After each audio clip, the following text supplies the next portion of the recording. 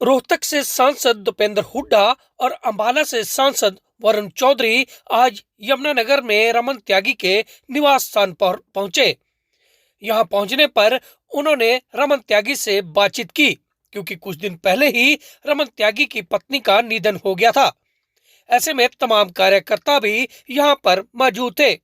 रमन त्यागी से मिलने के बाद जब कार्यकर्ताओं से बातचीत हुई तो निगम के चुनावों को लेकर भी विचार विमर्श होना शुरू हो गया।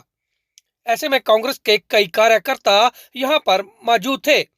हरियाणा से लेकर दिल्ली तक जो हार हुई थी उस पर भी विचार विमर्श किया गया। ऐसे में कांग्रेस ने साफ कर दिया कि इस बार कांग्रेस सिंबल पर नगर निगम के चुनाव लड़ेगी। हालांकि उन्होंने यहां तक भी बात रखी कि इस बार जो चुनाव होने हैं वह बैलेट पेपर पर होने चाहिए, क्योंकि पास लगते उत्तराखंड में जो चुनाव मेयर के हुए हैं वह भी बैलेट पेपर पर हुए हैं और वहां पर सरकार भी भाजपा की ही है। ऐसे में अब हरियाणा में होने वाले चुनाव भी अब बैलेट पेपर पर ही होना चाहिए, क्योंकि ईवीएम पर लोगों का विश्वास पूरा खरा नहीं उतर रहा और लोगों को अब ईवीएम पर भी विश्वास नहीं है।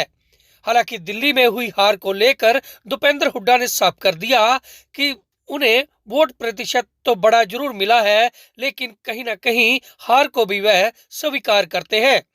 और यहाँ पर भी रमन त्यागी के हक में कांग्रेसियों ने कहा कि भीतरी गात के चलते ही यमुनानगर में कांग्रेस को हार का मुंह देखना पड़ा। बना दी गई है, आप भली भांति जानते हैं। दिल्ली भी एक बैठक अभी हुई थी और आज भी यमुनानगर ज़िले की बैठक जो है वो रखी हुई थी।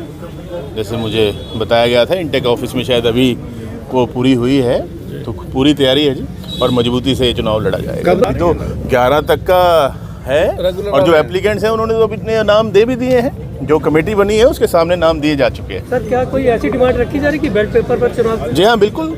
ये तो जब बात आई थी कि जब उत्तरांचल में बैलेट पेपर पे चुनाव हो सकता है तो यहाँ क्यों नहीं हो सकता लोकल बॉडीज़ का, तो ये मांग उठाई जा रही है हमारे द्वारा। सर, दिल्ली में ऐसा क्या हुआ कि दिल्ली में फिर जीरो पे कांग्रेस रहेगी? हाँ, दुख की बात है कि थोड़ा सा हमारा वोट परसेंटेज तो बढ़ा है, लेकिन जो जनता जनार्दन का जो मन है हम उसके साथ हैं।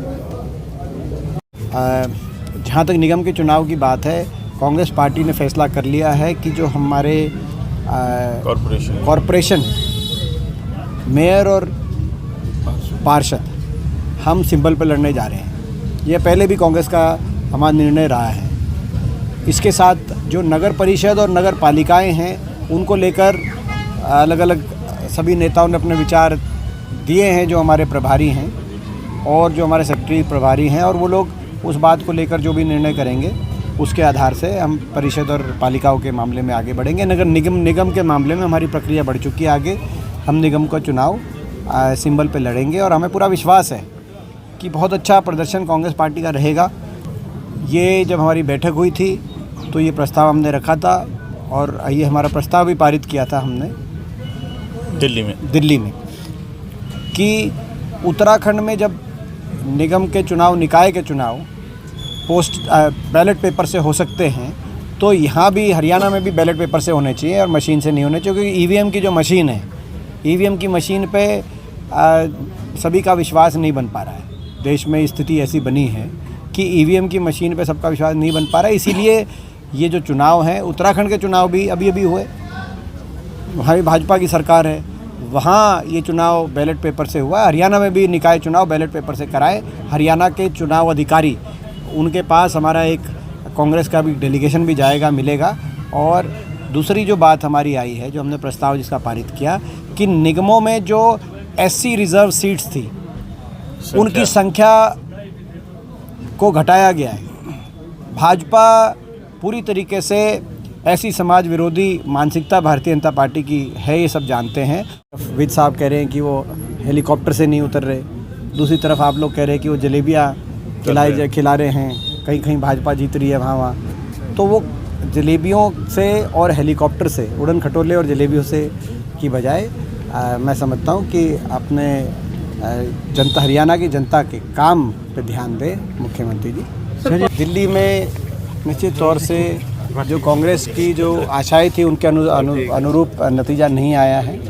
हमारा मत प्रतिशत थोड़ा बड़ा अवश्य है, लेकिन नहीं आया है। और ये इंडिया गठबंधन के लिए भी जो घटक दल हैं, जैसे आम आदमी पार्टी, उनके लिए भी आत्मचिंतन का विषय होना चाहिए, क्योंकि हरियाणा विधानसभा चुनाव में आम आदमी पार्टी और कांग्रेस पार्टी की बातचीत चल रही थी और जितने उनकी आशाएं थी उनके अनुरूप कांग्रेस पार्टी का प्रस्ताव भी था उनके पास, लेकिन फिर भी उन्होंने सारी सीटों पे अपने कैंडिडेट उस समय डिक्लेयर कर दिए। और जब डिक्लेयर कैंडिडेट कर दिए तो ये बात आई कि जो है, और आपने देखा हरियाणा का चुनाव नतीजा सबसे नज़दीकी चुनाव का नतीजा था, मात्र 0.4% वोटों का अंतर रहा।